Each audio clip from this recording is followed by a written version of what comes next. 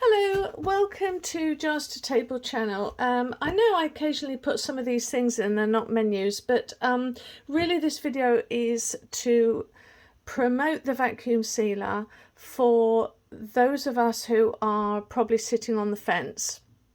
It was probably the last thing, almost last thing that I bought in my armory of preserving food that I bought but also that I have grown.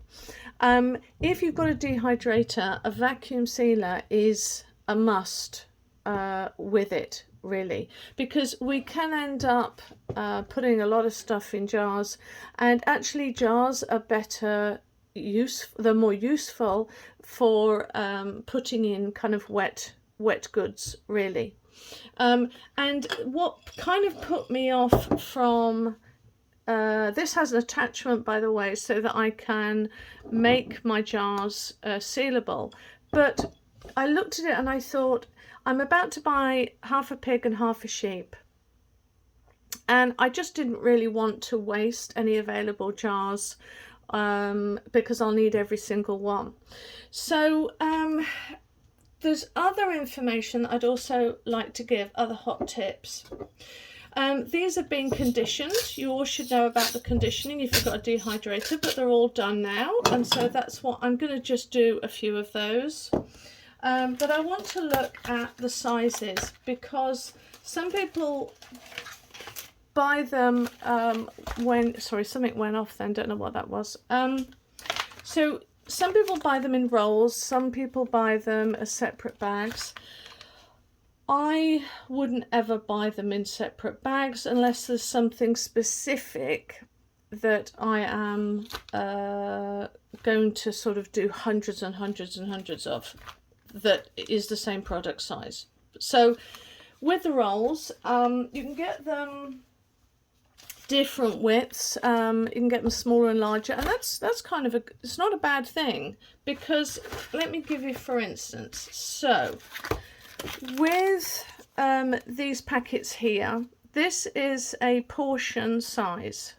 So occasionally I will do, this is mixed veg, and I will do a portion size, and I found that more useful when it's a vegetable that I won't have sort of more than once a week, because what do I do with it then? It then just gets, I know I've probably put a clip on it and then it'll be shoved somewhere where I'll no doubt forget it. So I do it so that I can cut along and it retains its own seal. And they're also great doing it this way for if you go camping or on holiday or whatever, and you just want separate portions. So I always do that, and of course you can seal it via here. So I end up doing, pretend this is really large. So what I'll do is I'll get this and I will seal along here. Sometimes I do 2 seals, sometimes I do 1, and then I seal the bottom, and now I've got 2 patches, and then I just have to seal going across. Okay, now the other tip is, please make sure, and as you can see here, I've got to do this again. You must label everything, because whilst you can look at this and go, yeah, I know what that is, you'll look at this a year later and you'll go, I have no idea. You literally will have no idea. And this is about 6 months worth of garlic. 6 months worth. So if I get that wrong and I don't need to open that, that's 6 months where it can go off, because I like everything. I want to be able to use it within 3 months. I don't want it out in the air for more than 3 months. So right, another tip, what can I get? Yeah, so we want things out of jars. That's the most important thing. Right, different types. I would have loved the one that feeds it. So you have these styles where this is on the lid that lifts up, and then instead of all of this here, you have the roll here, and so it just feeds in like that. I would have quite liked that, to be really honest, but anyway, I've got this brand and I absolutely love it. It's the BonsenKitchen VS2 21000, and it's perfect for me. I can't see anything wrong with it, and it does have a fixture for yeah, it's on the side here for a hose, not hose, you know what I mean, one of those things. Anyway, I'm having a senior moment, but I want to give you a tip about this, because a lot of people blame their tools. What do they call it? Something blames their tools, where they talk about the bags not sealing properly. That is a mixture of two things. When you look at these bags, these have been rolled up and you've got these like tide marks where they have been folded for a while in their roll. Now, there is a way to stop this causing false seals. So I think this has been on for a while. This gets very hot, so never touch it. You have a kind of a square side. Can you see that? And you have a flat side, okay? It doesn't really matter too much, but I would prefer to just to have the shiny side up, but it doesn't matter so much. What matters more is you put it over and you put one side, you put one side first, not this. You put your palm there and you stretch forward, you grab it and stretch it like that, and then you put that down, and then we seal, and that will hopefully have gotten rid of the problem that you've got with the wrinkling. So we'll just do that now. Only takes a short while. It's a good thing when you're doing quite a few of these to have a cup of coffee. The other thing is, don't expect to do a, you know, for us canners, some of us, like myself, can go, right, I'm just going to do loads of sealing. You won't be able to do that, because this generally works for five minutes, possibly 10, and then it goes, okay, I need to cool down, and it will stop you dead in your tracks for about 20 minutes, 30 minutes. So it's better to use these as you go along. So for me to do all of the jars that I've got here is going to take me all day, because I stop and start. So it's better to go, right, every time I go into the kitchen, put the kettle on, let's say make a cup of tea, I'm going to do a bag, right? I was yakking so much there, I didn't hear whether, I didn't see whether it's sealed. So how to check, I didn't see the sealer go off. So how to check, can you see, how am I going to do this? So you've got a ripple going through here, and I wish you could see, but if you look here, let's get it there, it's not interrupted the seal. Why? Because I made sure I stretched it and it had that perfect seal. It interrupted the ripple, okay? And it's done that on both sides, so I'm happy with that. Now, the next thing is, I am a small family, so you've got to find the middle. Doesn't have to be exact. Do one side. You want to always push up, push this way. And when you're happy with that, you press down.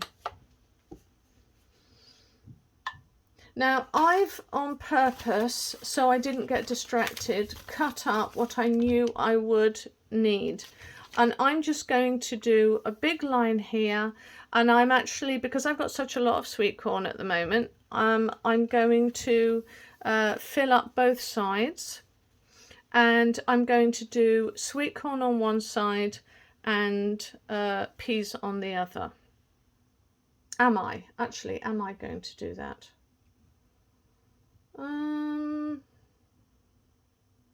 No, I'm going to do sweet corn on both sides. Did that seal? Gosh, it's sealing quicker than I remember. So we double check. We always have a little look, and look, it's interrupted. It's not. It's interrupted the seal. So now, this is where people can go wrong. You either want to get a piece of paper, a little bit like an envelope, and you pour it straight into that. So bear with me. Right, I couldn't find an envelope. I've used them all up. But I've got a very small funnel that will fit perfectly, whoop, in here.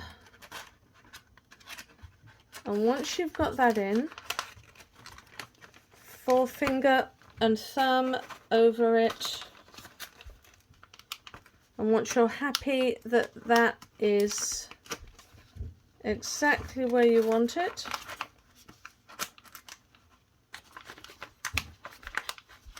okay, I feel I can move, and that's not going to move now.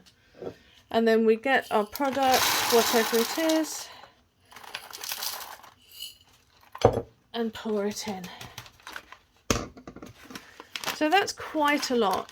That's at least 2 meals. Now you're going to find husk that are floated, and what I tend to do is I take and get rid of that, because it will go in the fan and it will block it up. So I spend a bit of time doing that. Oops, sorry. I'm thinking of 2 things at once there. So I'll do that again. Make sure you've got it over.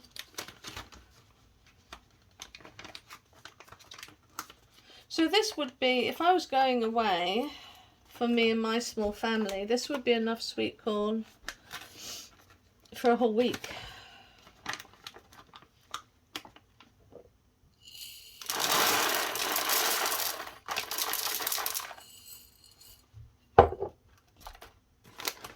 Okay, that's good.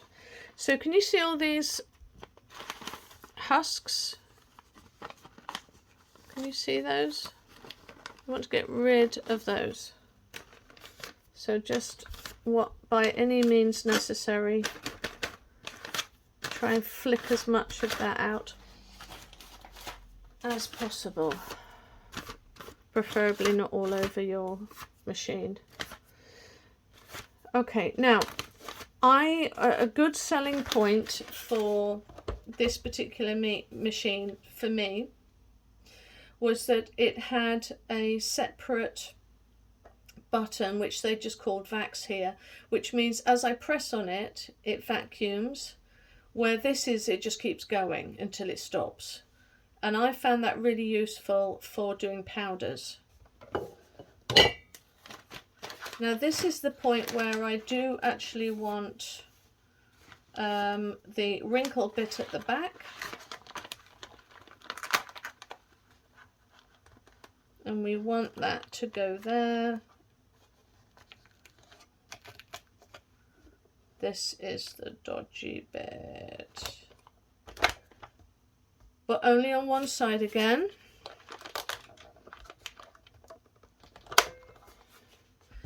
And here, I'll just do it quickly. You see?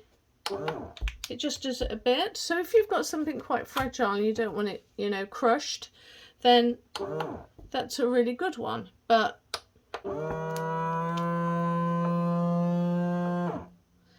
so that's dried it, taken all the air out, then it moves over to seal, and then we are good to go. But I'm going to have to check. If the seal doesn't seal properly, don't throw out the bag. all that you do is we'll take it out, we'll just double check.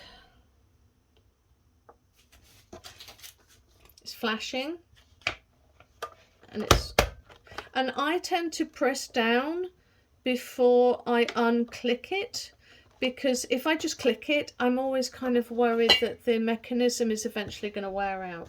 But anyway, we'll look over here. It's lovely. So that's good to go. But if it wasn't, I've got enough space here to do it again. Okay.